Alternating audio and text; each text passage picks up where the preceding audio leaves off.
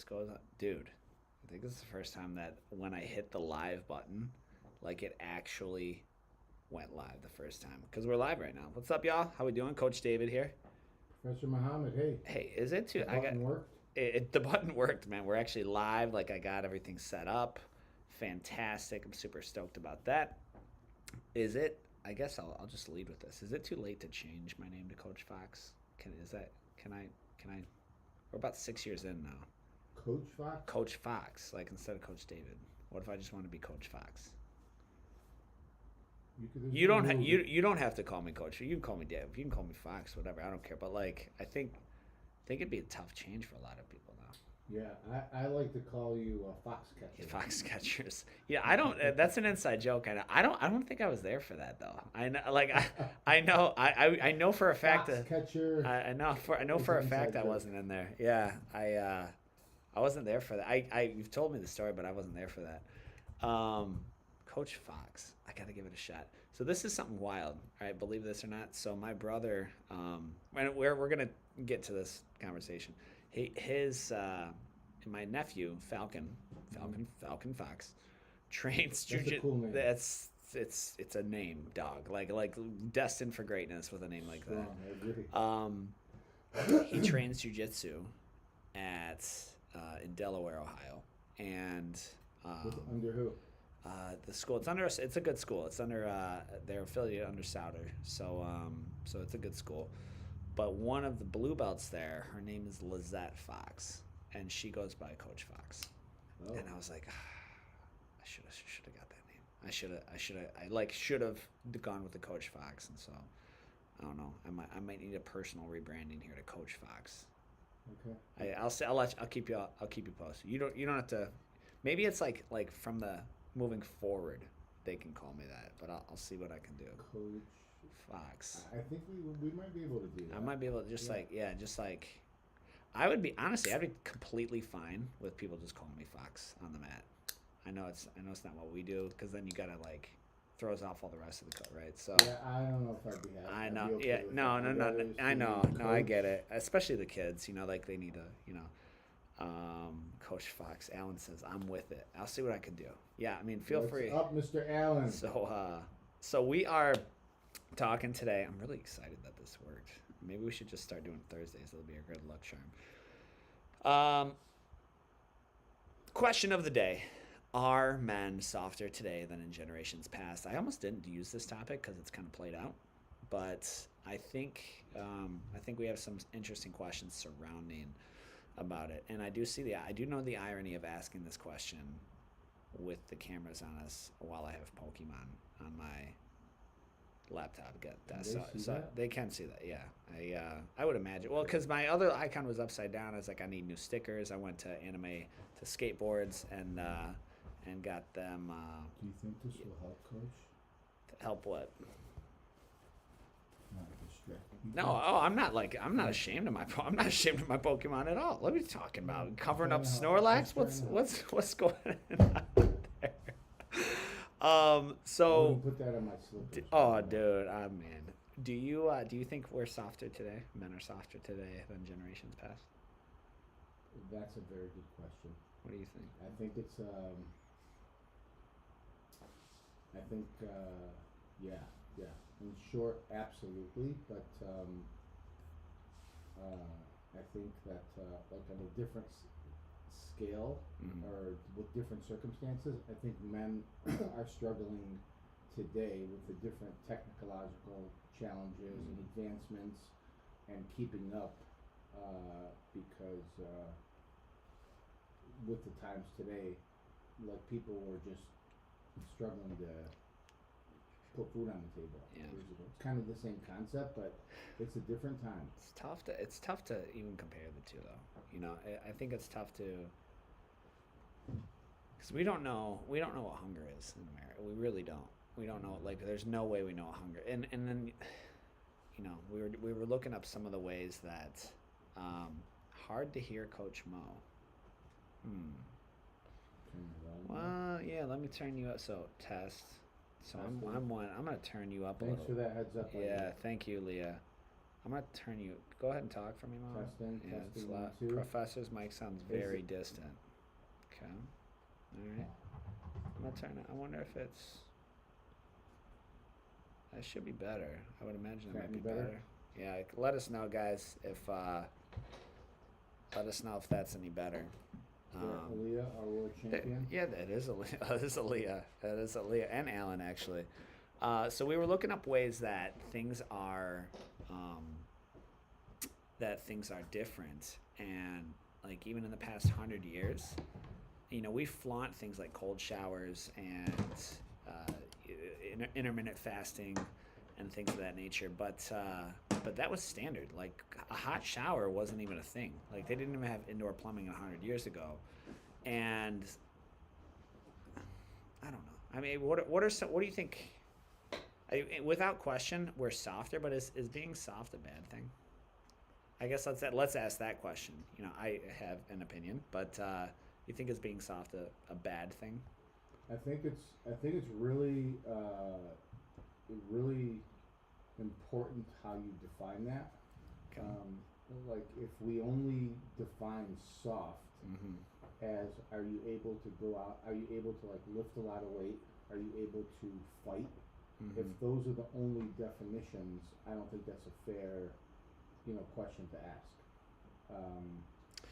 I think that not because they're hard, but men today lack a lot of.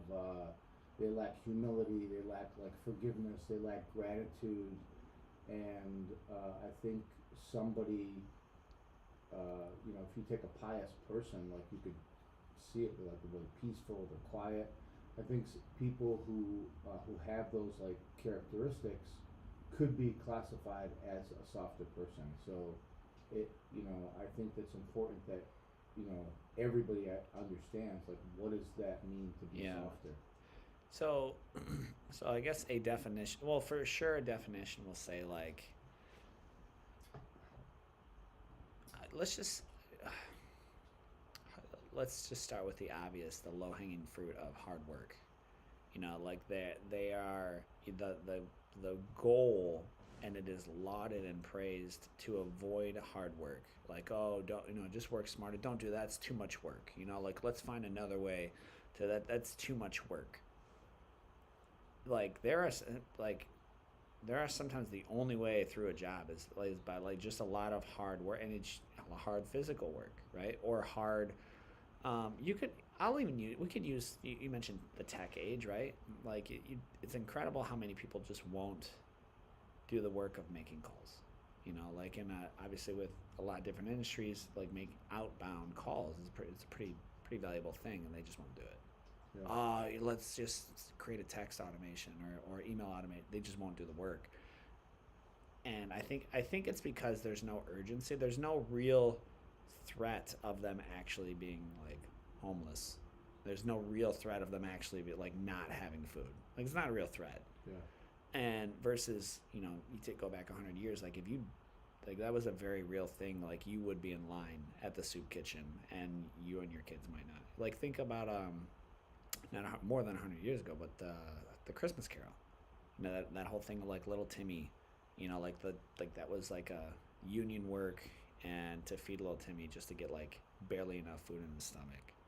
Like that's a tough comparison, And I think being willing to do the hard work is one thing. I think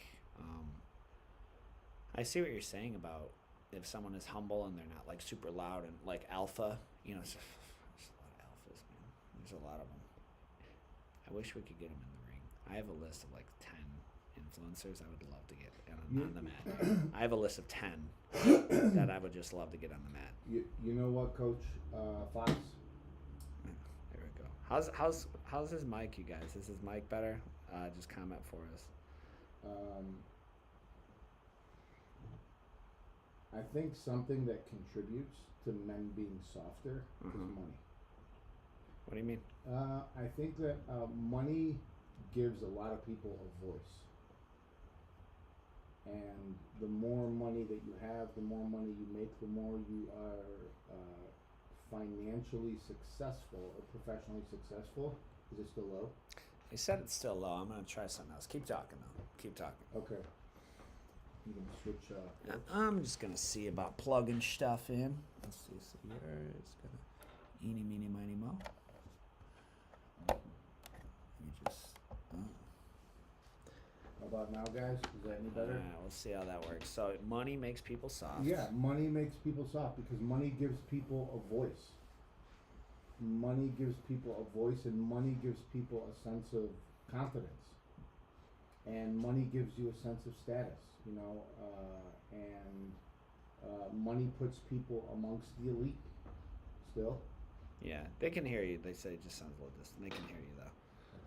Yeah, I don't know what the story is, but keep going. So it gives you're saying like you're saying like big money, like multi-millionaire, billionaire status. Yeah, I mean, if you take somebody who makes like $50,000 a year, family person or just a hard-working person like Alan Kropp, I remember, the guy has a sense of confidence. Sure. I don't know what Alan makes, but let's just say for conversation's sake, Alan makes $50,000 a year. Okay. Now, if you take somebody that works in the office with Alan, maybe Alan's boss or Alan's CEOs, I guarantee you they have a sense of false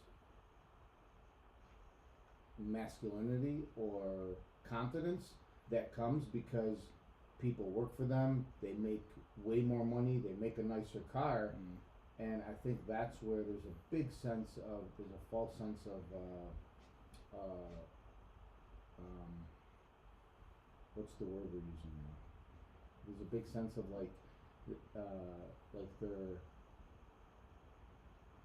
they're harder than Alan, or they're harder than the people that they work for. They're tougher than the people that they work for because they can bark around. They're louder. They're certainly louder. Yeah. They can be, right? Like I was having this conversation with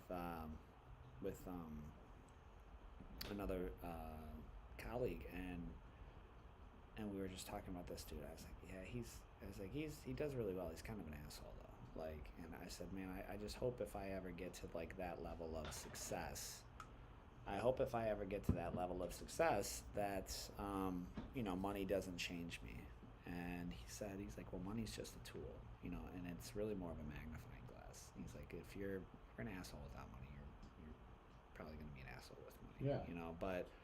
But if you're, generous dude before money, then you'll be a generous guy with money. Yeah.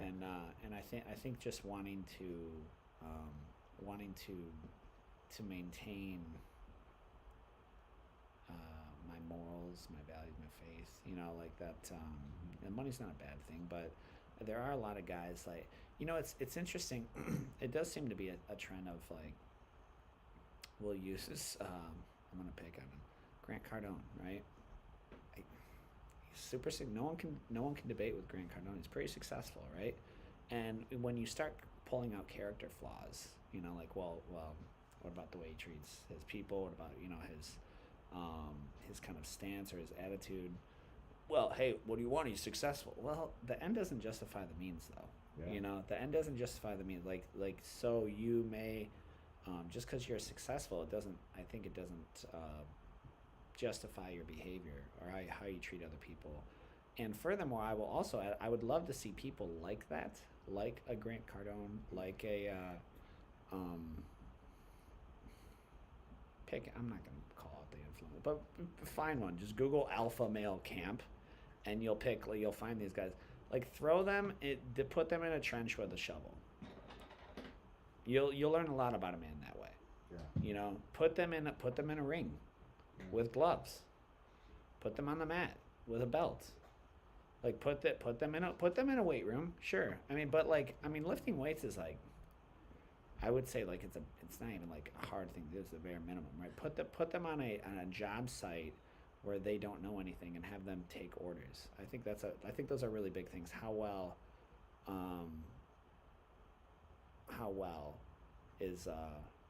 you can take orders. Yeah. So I was thinking about this topic over the last few days, and I know somebody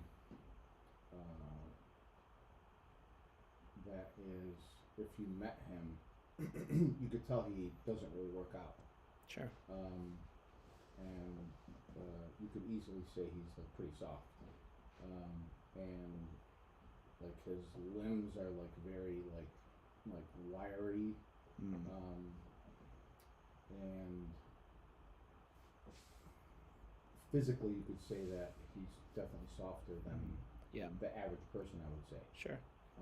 But I do know that this person is a very, very, very committed father, a very hard worker, and the one thing I don't get from him is the softness is directly related to like the physical aspect.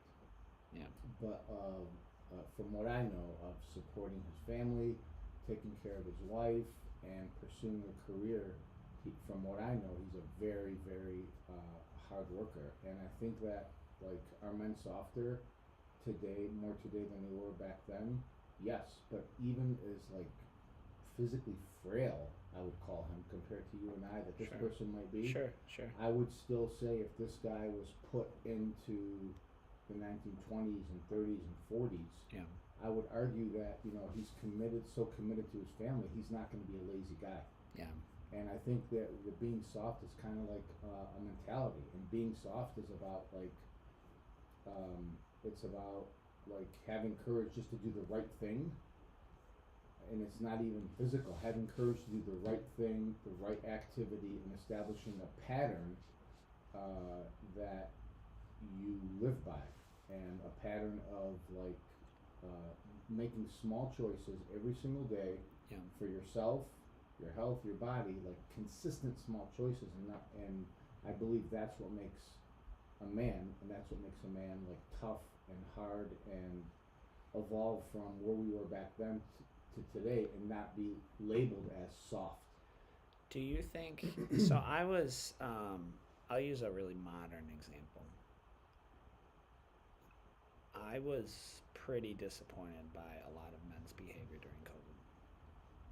I was really disappointed. Just the willingness to follow orders and not ask questions. I think that's to your point about being mentally there's a physical softness of like you can talk physical softness. It's the need there.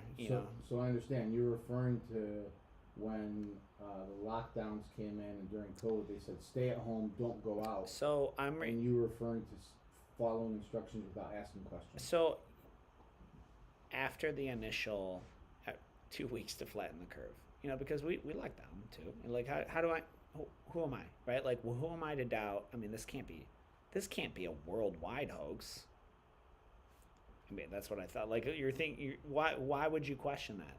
And then when they start giving out things like, stay home, don't go outside, don't work out, but you can go buy liquor. Like, that's cool. You can go buy liquor and cigarettes, but no, you can't really go out. Like, the whole like the math wasn't math. The orders that were being given didn't make sense, and there was and then they just the heavy pressure to. I mean, you remember the whole thing. We all remember it. Like we're not gonna spend this to talk, about any short history you'll be able to find each of our stances on this topic. I'm just talking in general. I think about how much are you willing to stand up against something like that, and especially with Memorial Day just passed and then Independence Day coming up, we love to be like, a country made out of rebellion. And I was really disappointed by a lot of men's behavior who stood by and did nothing and said nothing and were just complacent and followed orders, and that's an example of that. They compare the men today who did that versus the ones who were in Boston throwing tea overboard. That's an example. And I'll even go so far as to this, why men did the things that they did. I mean, we love movies like Braveheart. We love movies like what's the other Mel Gibson one from the colonial times? The Patriot, right? We love movies like Gladiator of resistance, but when the time actually comes to stand up against something, it's like, man, that sounds like a lot of work. I'm not going to get anyone on board. So now it's your how much comfort are you willing to we have too much to lose, I think, is a good portion, is a good fair amount of it, right? um Braveheart, they really had nothing to lose. Like I love that they movie. were, it's a, yeah. The Patriot, I mean, they literally had, in their eyes, they had nothing to lose. So I think it was just, well, I don't have anything to lose. I'll just, I'll put this mask on my kid. I'll send him to school. I'll take this shot. I'll do this. I'll do these things. And there was just there. We have too much to lose now. We have too much. I think we have too much to lose. Of, well, what if I lose my job? I know people. They had to make that decision. They were threatened with their job, and they in turn they got the shots to keep their job, which I think is, you and I had that conversation. Like, it was a very real, like, you, I think at one point, didn't you, you're like, David, like, this could get the gym shut down the way that we were operating. And I was like, well, this is a hill I'm willing to die on. Like, I don't know what to tell you, man. And you were, because you're usually a little bit more level-headed than I am in these things. You have more life experience, and you're like, well, what's the impact of this? Are you really, I had just quit my full-time job to do Metro full-time. And then it was declared non-essential. And I was like, that's really the only other option. So I think that's an example. I think that's like, honestly, that's an extreme example. It's a very good one. Sure. I'm just Yeah. thinking of what other really, if you have another example, like, do you have a modern one? No, look, I do. I give you a lot of credit for that, because, yeah, you were willing to say, look, I don't believe this. I don't trust it. Something's not right with it, and you just didn't care, Yeah. And I think that's. Again, we're talking about It's extreme, a Brazilian Jiu-Jitsu black belt, like, living as a martial artist. Yeah. What you're willing to do and sacrifice, and your path on as a man, is different. You're a soldier, and we're talking about civilians. Sure. But I guess the point is that you do have to, if you don't want to be in the category of being labeled soft compared to who we were, Yeah. you have to take some stances, and you have to, like, say, this is what I believe in, this makes sense to me. You also have to, like, pick and choose your battles, I think the COVID, lots of people died. Like, in the 1920s here, they referenced polio. There's people getting paralyzed. Hundreds and thousands of people died. Just like 20 years ago, 11,000 people died in Africa from illnesses there. In the 60s and 70s, 100,000 people died from the influenza, 1960s and 70s. So it's easy to take that information and say, look, this is what happened. This could be coming again, and we're essentially being controlled. Yeah. By the information that comes in, and if you don't have a compass inside that says, I'm going to stand up and fight as a man on what I believe and what makes sense to me, then you're going to be mentally weak and soft. You know what I'll even say? I mean, I still see guys walking around with masks on. There's a level of respect that I have for them, because although I disagree with them, like, I disagree for the need for a mask. I'm sure they have a really good reason for wearing it. Yeah. So I'm like, hey, at least you have your own reason for your actions, and you're willing to be inconvenienced and make some sacrifices for those things. So there's a level of respect for those who are like, this is for my health, and I think I'm protecting myself, or whatever reason they have, which I believe it's good, right? Yeah. And that's a lot different than, all right, guys, you guys can take the masks off now. Like, that's and I've got a problem with authority. So just full transparency, I have, like, a pretty open problem with authority. So I understand, like, I'm not saying that rebellion is necessarily always an admirable hard trait, because, like, I'm subjected to, like, there's people over me. I'm accountable to business partners. I have a pastor that I've kind of subjected myself to. Being a member of the church. So, like, there's obviously law enforcement, You know, like those things. Let me ask you a question without trying to take this on a yeah. deep spin. Do you believe, can you equally say that women are softer today than they were back then? Unquestionably. Okay. Unquestionably. What do you think is, I have my opinion, what Yeah. do you think is causing the change and... It's too easy to live. It's too easy. It's too easy to live across the board.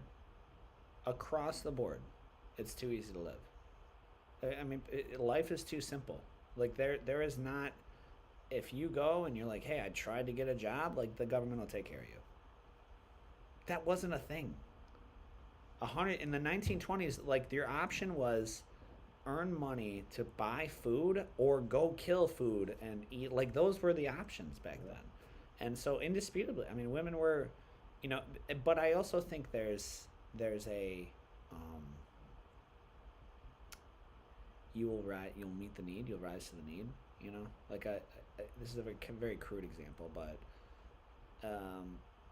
when Amanda and I had no kids, you know, we're like, oh, we're gonna prep for kids, and then we have one kid, and that's kind of hard, that's a big adjustment, right?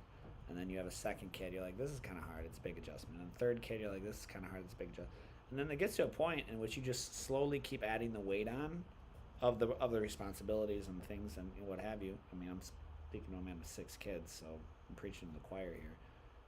And then you look back and you're like, yo, I've got like 400 pounds on my shoulders, you know, because you're slowly adding the weight. Not a whole lot has been demanded of. I like, case in point, all right, here. We're going back 100 years. In 1925, I know, does anyone want to take a guess at what the average life expectancy was in 1925? What would you have guessed before you found out the answer here? If you had, like, if I just guessed before you come on the show. 19 what? 25, like 100 years ago. What would you have thought the average life age was? I might have, like, seen or heard it a while back. I think it was in, like, the 50s. I would have, walking in, I would have guessed it was like 70, right? Okay. It's 58 years old. Wow. So 100 years ago, you're expected to live 58 years. And there, you know, there could be things to that, you know, cities, lack of indoor plumbing, you know, a lot of it. But now we're not even expecting young adults to contribute to society till 25. It's a very normal thing to meet a 25-year-old who's like just out of college. I think that's a problem. I think that, and when I say contributing to, I'm not talking about like you're a barista and you work at like I'm not, I mean like you're actually like contributing more than just lattes to society, you know. That's kind of my take on it. I mean, there was what was it? I think of the Christ's mother Mary. She was estimated to be around 15 years old when she gave birth to Christ. 15. But that was like 15, 16. Pregnancy was a very real thing back then. Yeah. Now it's statutory rape, right? But I think it was the expectations were much higher at a much younger age. You guys have you shared a video. I don't see a lot of your stuff because it gets blocked, or it gets shadow banned. But you shared a video of this little Palestinian boy. I don't know the situation, but he was like standing up to this I'm gonna guess an Israeli soldier who was just kind of like, there was 3 of them, and this like he was just I don't know if he's standing up for his family or something in front of him, and he was like just a little taller than Landon. I mean, that's some courage. I mean, that's mental strength. That's hard, you know, and so I think like but he's rising to the occasion. That's the environment he's in right now, you know. Yeah. So, and you know, if you've traveled abroad to Jerusalem, I'm from Palestine, or like all over the world, if you've ever been to Mexico or Mexico, yeah, absolutely. You see these kids, and you're like, holy cow! Like they're so much more like tougher. They're hardened. They're more social, outgoing, vocal, get in your face, talk to you, and it does come from not having everything they want and having to like go out and have to get it. Yeah. and we are missing that. And I know that I'm trying to be as conscious as I can for my children. I mean, you're seeing it with your kids, how much you're giving them. I know that you have children. I hate how soft my children are. Yeah. I hate how soft, and so it's like a constant battle we have, man, and I have too. I hate how soft they are. I hate it, man. Khabib even said that. Khabib said that, you know what, like his kids have so much more than he did. Yeah. World champion fighter. He's like the pinnacle, literally at the top of the combat sports. And he referenced his kids are not going to be as tough on this path. They have what they want. Life is easier, and that alone makes it, just makes for softer men, softer people. Well, and so on that topic, right? Like my kid, they hate. It's no secret they hate jiu-jitsu. Right? Every week. Now it's more like they're playing tennis off the drapes a little bit. Like they try to throw something at me. I'm like, no, no, we're not even entertaining it anymore. And they'll cry and what if one. But I don't know. I think there's also like culturally, when you're I can only speak to parenting, and again, I try not to give a lot of parenting advice because I'm very much a new parent, despite coaching hundreds of kids. Like, still very, very new parent, and I can coach. It's one of those things like you can give better advice to someone else, but when it's your own kids, it's a little different. Yeah.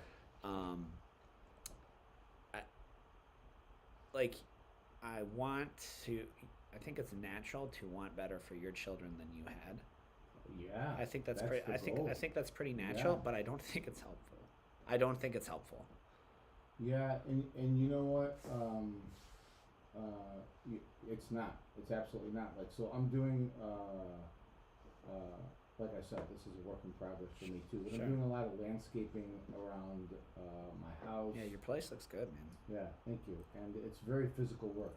And I'm breaking my back doing it. But one of the reasons why I'm doing it is because I'm involving my kids whenever they can, so they can feel what it's like to work hard. Yeah. And they can feel what it's like to get dirty and to work hard. And like at this time, that's one of the few capacities that I can get them to do that. Yeah. We have a student who's is a high level, advanced adult now, and he's been with us for many years, and he has his black belt at Metro, and he's in college. He's doing an intern, and he's getting up early. He's doing an intern, and he's coaching full time.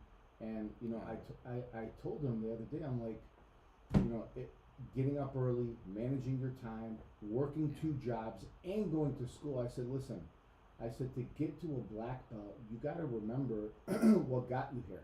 And this day is probably physically hard, but if you take physical and mental in order to train and do jiu-jitsu, do it for many, many years of your life, yeah, like that, that doesn't even compare to it. And I believe that's why martial arts are like essential and critical for kids, because like if you can do martial arts, then the real life is the workforce and going through those challenges of growing, and moving up at different stages doesn't even compare to like literally someone trying to choke you. And going through sessions where you're being pushed when you don't want to be pushed, and I think that's why when a man goes through a time when he doesn't have a reference point. Actually, I've been through this before. I've been tired. I've been malnutritioned. I've been exhausted. If they don't have a reference point, then you're gonna be soft. Like, how can you get through it if you've never done it before? When you get older, it's gonna come. So there is jiu-jitsu is so humbling. I was rolling with I was coaching a wrestling class here, and your boy Muhammad, who enrolled, he's the I'm gonna call him youth pastor, but that's not the title. But he runs the youth program at the mosque. Max Center. Max Center. Yeah, he's very He's very physical. He's very motivated, and we were doing takedowns, and he 100% effort on his part. 100% effort. And so he was going with someone, and his partner got injured, so I stepped in, and he still went 100% effort with 0% success. And so to throw that much effort into something, I mean, jiu-jitsu is one of those, like, I will throw all of my effort and still fail. Like, that is so, and you're gonna fail for a while. Like, I think that's the really difficult part, is how long are you willing to fail at something. I mean, that is and it's physically exerting the entire time. Yeah. And so you're physically throwing all of this in, because we want to, the formula is work hard, get paid, right? Like, work hard, get results. Well, I mean, like, that's not always the case. I mean, you can work really, really hard and get strangled. So the question I have for parents is, if you,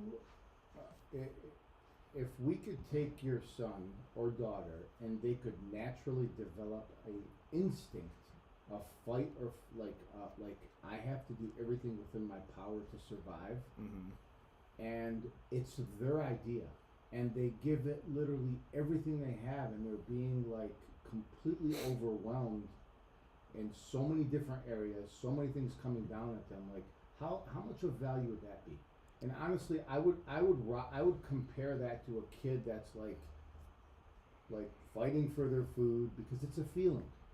They're fighting for their food. They don't know where the next meal is going to come from. It's a level of desperation, and I have to do whatever I can to survive. Like, knock on wood, in this country, you don't have to like starve your kids, and you don't have to deprive them, because so many things are available. Yeah. But our kids program, our competition team the other day. So those kids are tough.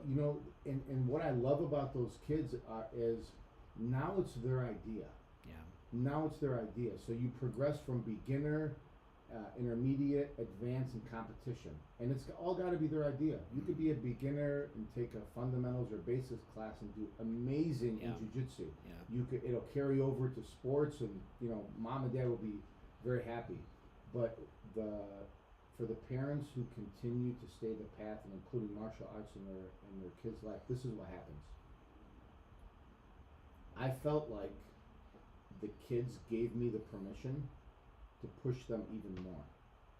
And we don't do this all the time, obviously, but parents are like, yeah, push them, and like, we want more harder. Yeah. It doesn't work like that. We have to have permission. Sure. So the other day, we were running a kids competition class, and I said, listen, if somebody gets this move on you, it's not okay to concede it and just accept it. They scored a point. And I said, if I see any of you give up, you are going to do down-ups and jumping jacks until you throw up. And I looked every one of them in the eye, and I walked around the mat, and I told them, I don't care if you win, I don't care if you lose, but you will not accept guard pass or takedown. You have to try to fight out of it for a few seconds. Sure. And obviously that goes into the competition preparation, but and that type of like where every single kid on the mat responded. Now those kids are going to take that feeling of fighting when they feel like I don't have nothing to fight for, or like I just can't do anymore, and they're still fighting. They take that feeling, and that's what's going to make a man in the 21st century. That's going to make a confident, successful female and woman in the 21st century. And you don't have to like starve your kids. You just have to train jiu-jitsu, and that will and does happen. Well, and it is. And I'm very proud of like all of our coaches. They're doing an amazing job at building these kids. I agree, and so it's synthetic hardship, is what it is. Yeah. Right. It's synthetic hardship, right? So it's you kind of with something that Amanda and I have again tried to. We've tried to. Coming up with our Christian background, she went to private school. She graduated from private school. I went to private school for many years, and then in middle school, I ended up switching to public, and I was heavily sheltered. In my opinion, I was a little too sheltered from the secular world to really know. Like, there's like kind of this. You don't fully understand how things work, or how people are, how they can be, and I think that there's, that the whole, like, this is the argument with Christian private school kids is well, send them to public school so that they're not too sheltered. But then, I disagree. just hands off the reins is too much, right? Hands off. So it's it's a term that's been coined. Do you agree with that or disagree? I agree that you can be too sheltered. You can, but there can be controlled exposure. So an example would be like, controlled exposure. I don't need to send my kids to public school to be indoctrinated into whatever bullshit agenda they're pushing that I may or may not disagree with. And not all of them are that way, but why risk it? It's a high cost for me. It's why risk it. Furthermore, I mean, even things like abortion and evolution and whatever they're in. Like I just disagree with it. So, but I also don't. I want them to understand how to interact with people and kind of to see how people can be. And so, like, interacting with neighbor kids or kids in the neighborhood, or even like kids at jiu-jitsu, with a very broad difference of how they interact and conduct themselves. Like my kids, it's they know not to take God's name in vain. Like it's just don't take God's name in vain. It's not something we say. And so when they see other kids and parents use it around so flippantly, they're like, Dad, they said. I was like, oh yeah, other kids say that, right? So now we know not to use that. And so it's not my job to correct the other kids on those things on the mat, right? But it's a teachable moment for the kids to look at those things. So to the point of synthetic hardship, there's a lot of I'm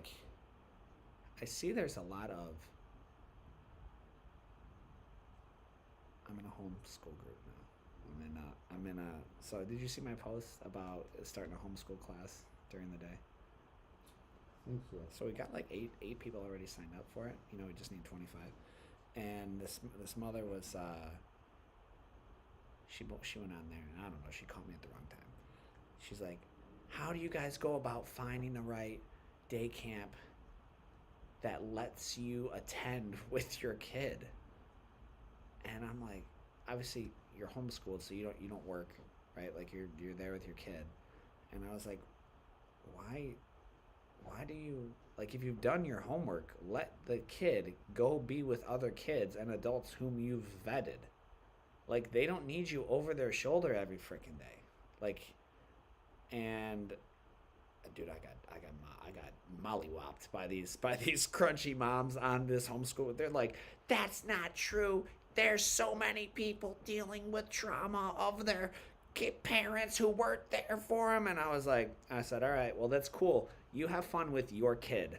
I've coached 400 or 500 or 700. So do you? I don't care. Like, I don't care. Like, I'll see them in about 7 years, when they have no independence of their own, and you want to enroll them in jiu-jitsu. Like, that's fine, like, we can do that. But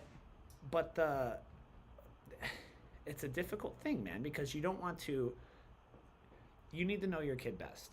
And I think, knowing where your kid's thresholds are to where, me and my siblings were very much, and I actually want to go into this with you too, like, it's just a very hard upbringing, very hard upbringing from the way that, just very hard upbringing, and the amount of work that we were expected to do. And I'm not saying it was necessarily wrong, but it's not something I want to do on my own kids, because I hated my father for many years. I hated him, like, with venomous hate for many years, until I came to realize, like, he genuinely did the best. He brought us up the best way he knew how. Yeah. Unfortunately, his methods were flawed, in my opinion. It made me hard, sure, but it's not something I want to duplicate to that. So you're creating, and to your point about jiu-jitsu, it's synthetic hardship. It's controlled environment. Like, it's a limited exposure. It's only our classes, and these kids will learn so much about themselves.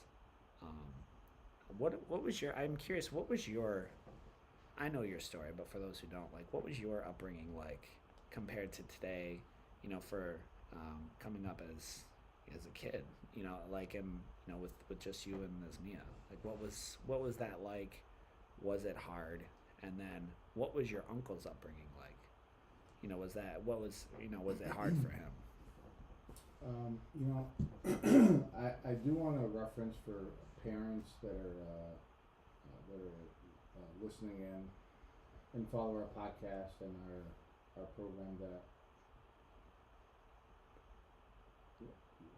as me growing up, I knew my mom was extremely hardworking. Sure. Like I knew she was working so hard. She still is. She's still a very hard worker. She is, yeah. and you know, I'm very proud of her and proud that and lucky that she was my mother. And but you know, like for many years, I just knew that she was working hard. I don't know, you know, it was probably drilled in because of my grandmother and the people around us, just acknowledging that.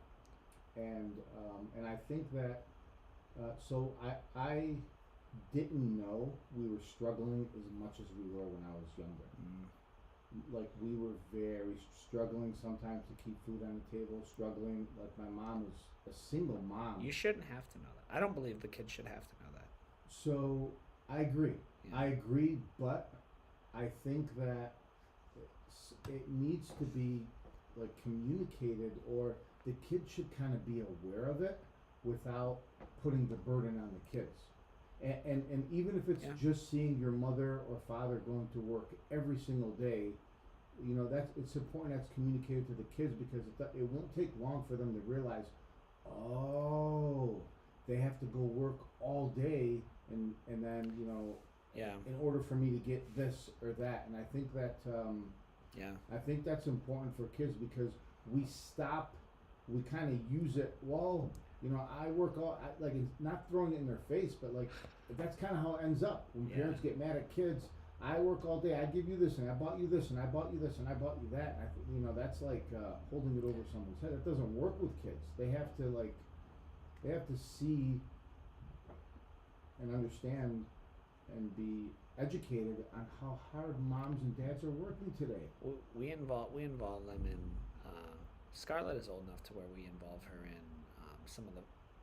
we inform her, I should say, of the finances, right? Like when we go buy groceries, because she gets this is another thing my parents didn't do, but she earns money each week for chores that she does. Mm-hmm. And it's the amount of like, because we got to this point several years ago of like, she would want, can I get this? Can I get that? And we're like, everywhere we go, she wanted something. And like, you don't want this mom or dad guilt of like, I don't buy my kid plastic crap, so I'm a bad parent. They're going to have trauma. Like, it's not a thing. So now it's, you can use your own money. You know, where Allie, she gets $15 a week, and she's got a list of chores, things that she has to do. And then when she like, so we were looking into a trip in Florida, and you know they're coming out with Mario Land's out now. Okay. So she's like, Dad, can we go? And we're like, let's check it out. You want to know how much a day at Mario Land is for my family to go? I'm afraid to guess. Take a guess. Each person? Just for my family, like what would the total ticket cost be? Kids, $100 a piece. Adults, maybe. I guess you have to pay $100. Yeah, it'd be $1,000 for us to go to Mario Land. Wow. Joe. And like, you know, it's Orlando. It's, you know, it's expensive, and they probably spent $500 million on whatever they built. And so I shared that with Scarlett. I said, well, Scarlett, do you know how much it is for our family to go to Mario Land? And she's like, no. I said, it would be $1,000. And so at first she's so cute. She's like, well, I have some money. I was like, honey, I'm not going to make you pay for this. You know, like I said, but if this is something we're going to do, then Daddy has to go to work for it. And so when I leave in the morning, and it's not uncommon for me to, I'm working a lot right now, so it's not uncommon for me to leave, drop them off at school at 8:30, and not see them get put to bed. That's literally happens right now. Like it's not uncommon right now. and I like that they come here because I'm coaching the class, so I get to see them, you know. But and on the way to school now, she's like, are you? So we're working. Are we working really hard? I said, I'm doing my best, hon, but there's other bills too. And so then we get into that concept, right? Of I said, there's other bills because all the money Daddy make doesn't. I don't just get to put it towards Mario Land. Like there's other bills and stuff. Well, what other bill? You know, and so like we're having. It's cool because we can have this conversation, and I really agree with you. It's not a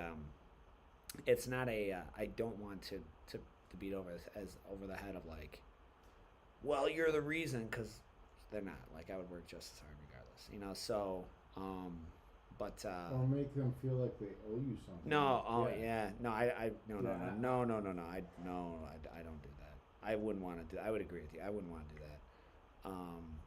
But now then they see that it's cause and effect. If you want something, you go to work for it, and there's a cost and there's a price. And so like we've talked about more, like, you know, selling homes. I was like, well, people, you know, they got to work really hard for a house. Houses cost a lot of money. And she's like, how much money? I said, well, probably $200,000 or more. She's like, what? I was she's like, asking you those are pretty good questions. Yeah. She's interested. She's understanding, right? So you know, we're having those conversations about them. I just wonder what's the cost. You know, what's the cost, right? Like, what is the? I think that's the tricky part. Is it goes back to my thesis, right? Is it because soft, gentle parenting is popular now, and so is it a good thing to be? Is it a bad thing to be soft? You know, like that's the thesis of the question. Yeah, I think from my personal experience and also having worked with many families, you know, at Metro, is that I think it's good to have a balance. Yeah. And I you know, you can't get away. I think it's like it's smart to like ask kids, how are you feeling? You know, how do you feel about that? And I think that, you know, we weren't as like communicative about how we felt. Oh, dude. I can remember. I didn't hear my dad say "I love you" till I was like almost 18. Wow. You know, and that's just he said it in a different way. You know, like in hindsight, I'm trying to look at my dad's actions now with the hindsight and the grace that I really hope my kids give me. Yeah. Because I am screwing them up in a lot of different, like I'm sure I'm making mistakes I don't even know about, because you don't know what you don't know, right? Yeah. Like, and so yeah, I mean, and that's the thing. You know, I have parents who ask me, parents and family members, and you know, we talk about kids or whatever, and like I have zero experience with having a married son or married daughter. I have zero experience with a 25-year-old son or daughter. So I have experience that's made me better for each kid, maybe more experienced, you know, I would say better. Well, I love that Jablil's the guinea pig of each stage. Like you get to try.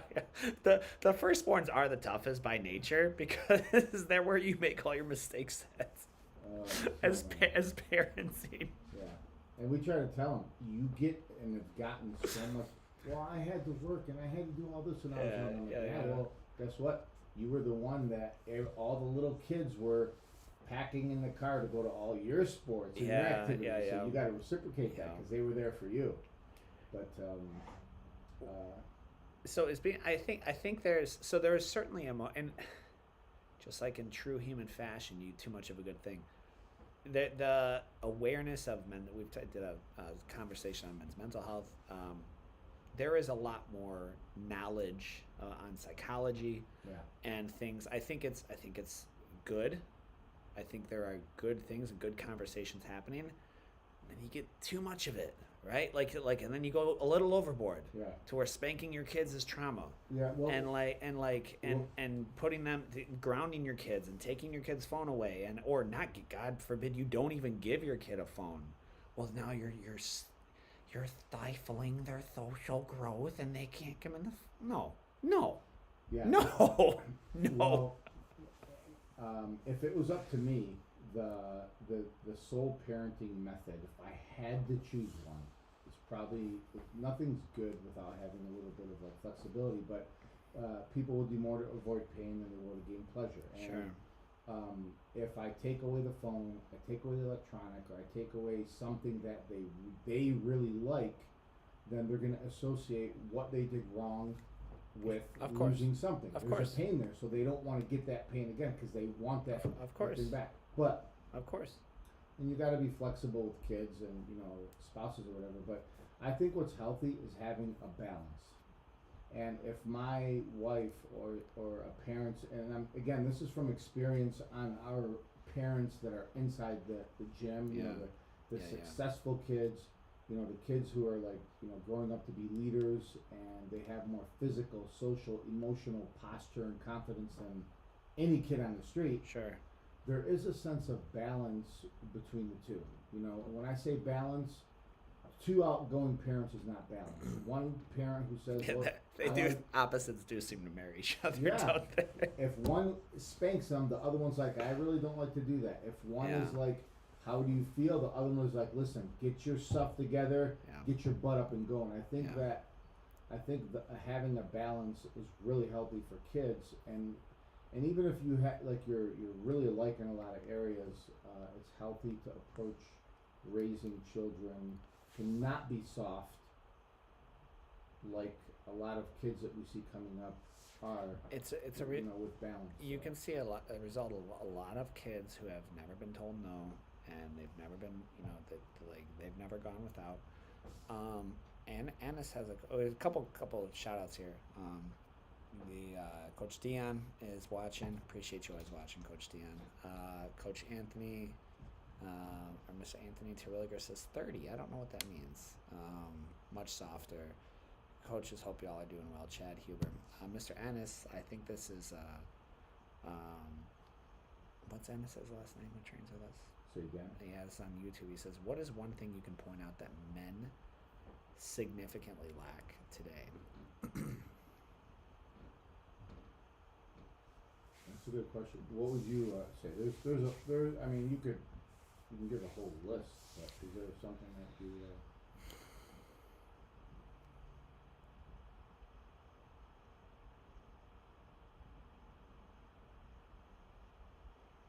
It's a good question. I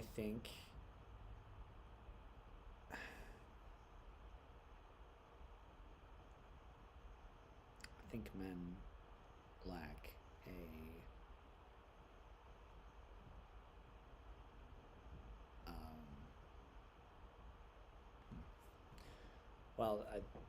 this isn't a direct question to men being soft or hard, but I do think they lack a fear of God.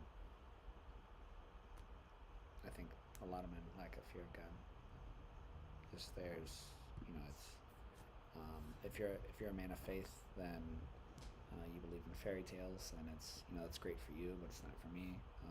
I think that's a big. I think that's a really good portion of it. It's funny you say that because I was talking to somebody the other day, and I said, you know what? You don't believe in God, but that's not enough. And I said, because you think I'm a good person and like I'm doing. What was that? What was the context of the conversation? It was just about religion, and Yeah. this person told me that they don't really believe in religion. Sure. And I said, you know what? You're a good person. And I had a former training partner that didn't believe in God. He was the nicest guy. I absolutely love him. And you know who he is. Sure. Like Yeah. he's a good friend until today. Yeah. And he knew better. I could see it in his heart and his eyes. But if you don't believe in God, and I'm going to agree with you on that. If you don't believe in God, but you think being a good person, I'm a good person, I don't lie, I don't steal, I don't cheat, then that's not enough. And I'll tell you why. Who makes those rules? Yeah. Well, You have to have some type of authority and accountability that says, I'm going to not steal, cheat, or lie because I'm accountable to one person. Because today you might think it's wrong, but if there's no higher power giving you a roadmap on how to live, then like it just comes because the law says don't do it. yeah. And that's not enough. So I agree with you. That I would agree that's a good one, because being good and honest is not enough. You have to. It has to be for a reason. And why is that reason? You remember when we when we first met to discuss a partnership at Metro, we were outside of the Panera on the Hill, and Oh yeah, and, I do. and so you had Dave, before we met, David asked his pastor if he's allowed to go into business with a Muslim. I did well. It was so I can defend why I hesitated. And this is what I did. Obviously, you can, but I'm like, oh my God, I know more about his religion than he did. What are you even saying? Who's he gonna go talk to? Like, but yeah. So well, I wanted. So it was just there was I wanted to make sure because there's a phrase of being unequally yoked, and it talks about a non-believer marrying a believer. Yeah, it's a no go, right? But you and I can't remember what stage it took in the conversation, but you were like, well, one thing I like about you is you're accountable to someone higher than just the manager, which is obviously true. And I think that I had this conversation last night with a young man. we were talking about the concept of truth, and he's really struggling with it, like really struggling with what truth is. And I said, well, I know I have an absolute truth, right? It comes from the Bible. If you think I'm silly and it's dumb, it's just the words that man made, then you okay. Then what's the alternative, right? And because if you don't have a grounded truth, and it's funny, I scheduled out a post. It's ironically going to hit probably in about an hour on Facebook, but it was on the same topic of, I don't know how do you go through a world where you're not even sure what is right and wrong, if there is such a thing as right and wrong. Like that's how you end up as a psychopath or a sociopath. Like if there's no right or wrong, then it how do you identify, or if what's right for you is right for you, and what's right for me is right for me, or true for you is true for you is true for me for true. What if my truth says yours is a lie? Is it still true? Like it's nonsensical, and that's the easy way out.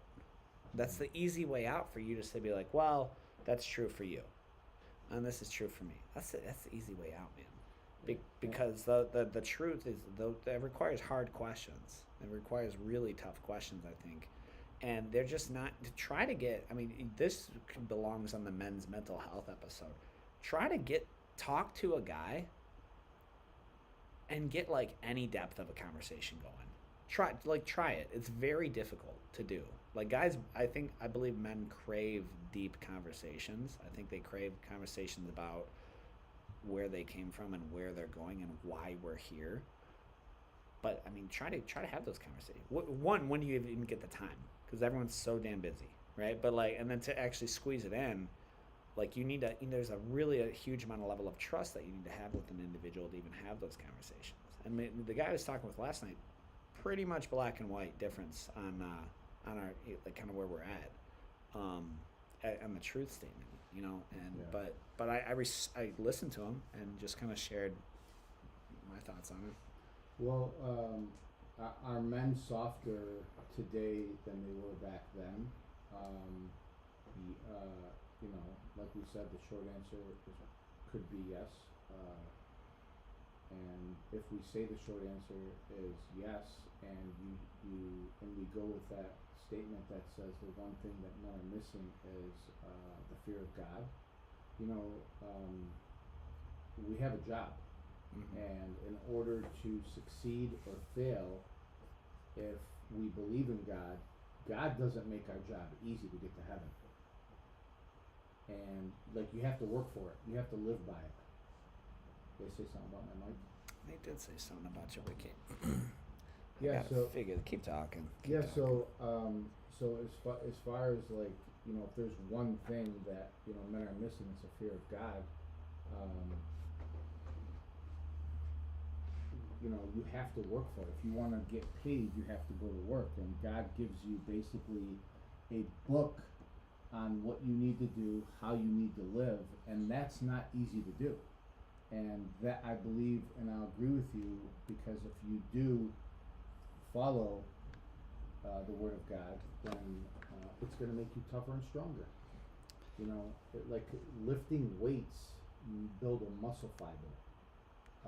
Lifting your spiritual weights of following a religion is going to make you tougher and stronger on the inside, and that can only come from like a real boss.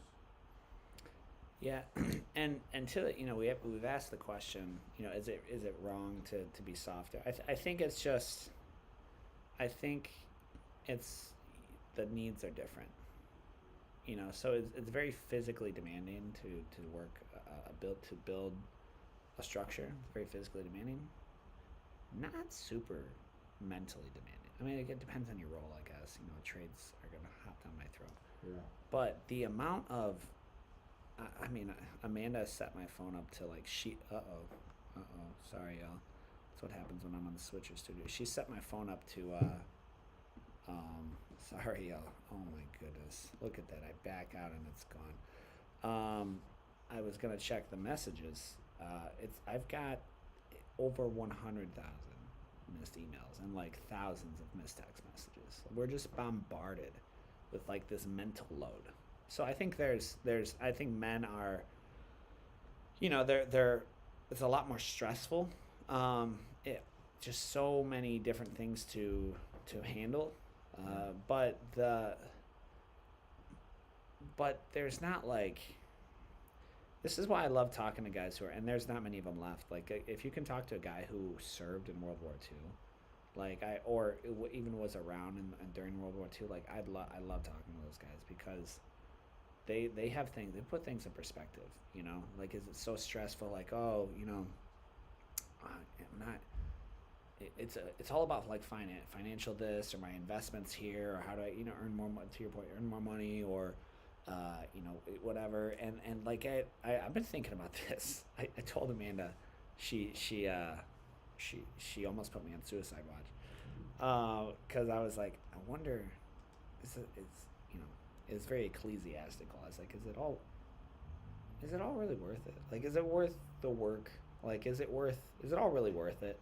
And what I meant was, I didn't give enough context to it. I said, is as hard as we're working, so what if we just scale everything back? Like, literally just scale everything to a really simple life in like a camper with like a grill, and you just go hunt and like eat food and grow shit. Like what, as opposed to like always this constant treadmill or flywheel of like the next bigger, better, whatever, grow. And that's I think it puts things in perspective. We don't have a real threat or a purpose right now, despite what the media would have you believe. It's not Ukraine. It's not Russia. It's not like, and again, like, people are gonna tell me I'm wrong, but like, they're not on the eastern seaboard.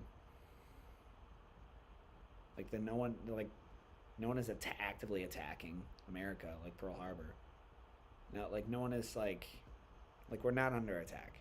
There's a lot of potential threats, I'm sure, and probably things way above my pay grade. But like, we don't have, a lot of men don't have a mission to fight, and we really need that. Wild at Heart is a good book about that same concept. So, how do men get harder? By training their mind, and I'll give three: training their spiritual, their physical, and their intellectual. Yeah. Yeah, I think like that's a good balance, because that will keep you aligned on having a good moral compass. So if I'm not religious, how do you train your spiritual? How do you strengthen your spiritual being? You can't. It's not. You'll always be missing something. Mm-hmm. Yeah, you'll always be missing something, and you will have a gap that's missing. And some people are so unlucky, they don't know they're missing something until it's too late, or until as they get older, or until they get sick, or until they die. But if you take out the spiritual, you got to train your intellectual and your physical body. If you take out religion, you got to train that too. You got to train your mind, and you got to train your body. Yeah. You have to do those in order to be harder, and it's train your physical body. Jiu-jitsu is probably the best choice, but it could mean like exercising, walking, hiking. You gotta be active and include that. As a man, you have to train your physical body. You have to. Alan's got a good. And by the way, guys, let me know how the mic is.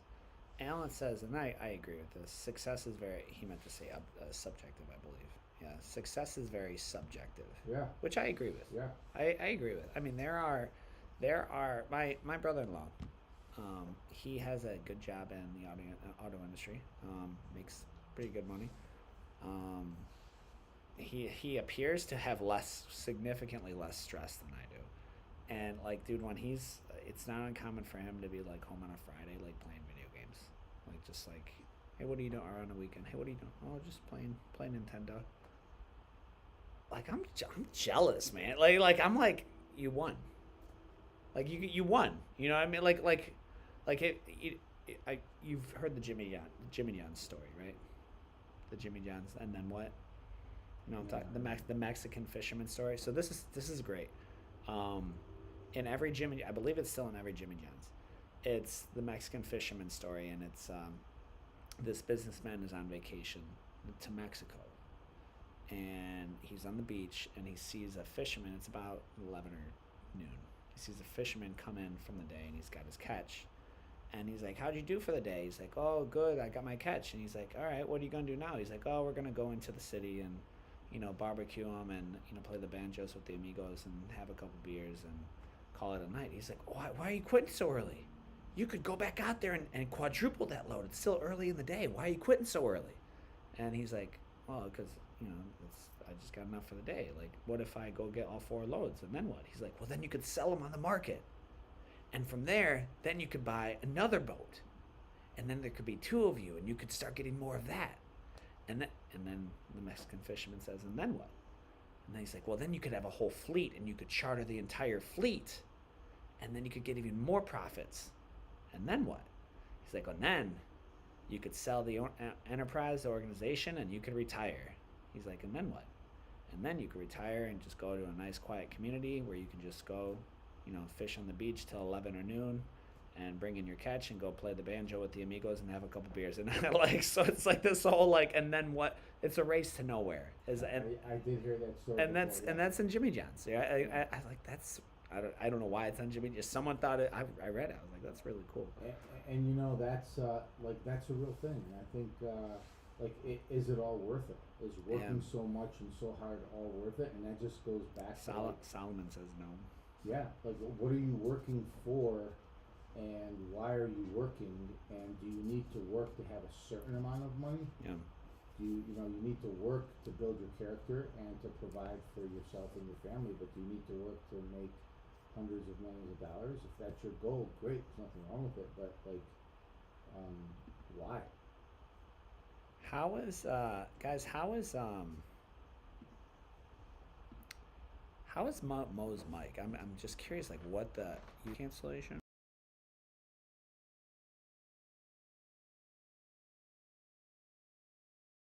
Mo's mic is. I'm gonna give this to Noah so we can talk for a little bit. Yeah, we have quite a few.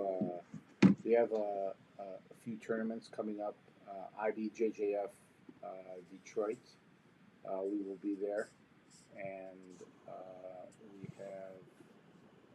What else do we have? We have a huge. If you haven't heard about our barbecue, we have a barbecue. We have hundreds. That's fun. Hundreds of people there. That's fun. I think I'm gonna take a back seat and not cook so much this barbecue. We need to. You know what we should get is, dude. If we got, what's that Mexican joint? That's at the street fair. They're big Galindos. Dude, Galindos is the bomb. It is such good food. Really, really good food. You know what I'm talking about? They're in Southgate. They got the whole storefront and everything. But Galindos is in the parking lot across from us. No, that's Angelina's. Yeah, but they have the food truck at the street fair. Their stuff is pretty authentic. We should have them at the barbecue as well. Idea. Yeah, dude, that would be. If we could get them, that'd be sick. We should get a few trucks. We should get a few trucks out there. Yeah. That'd be cool. That would be fun. It'd be that, yeah. I mean, save us having to work and collect everything, and grill everything, you know. But guys, that's it for today. So we've got a lot going on. If several ways to train with us. If you want to train, we have our new Westland Canton spot opening up, grand opening. I mean, they're supposed to install a staircase today. It might still be coming. I don't know. But then we'll have our grand opening. We'll have a big party here. And have you guys come through. If you can train at our Southgate campus. You can get that rocking in Southgate, Eureka, and Trenton. Summer camp is rapidly upon us, and so at 3 locations: Livonia, Canton, Southgate. Livonia, I think, is, if it's not on a waiting list, it will be soon. Still some spots left in Southgate and Canton if you want any of those. And also, if you're watching this, from wherever, and you're not in our area, just message us. We'll find you a school if you want to train. There's plenty. Growing the art is kind of what we're about. There's obviously a very friendly school coach. We've got Coach Dion on here from Toledo. I ran into Coach Todd down in Monroe the other day. He said he didn't recognize who I was because he didn't have his glasses on. But we'll help you find a school wherever you're training at, and we'll go from there. But as always, you guys, we'll see you on the mats.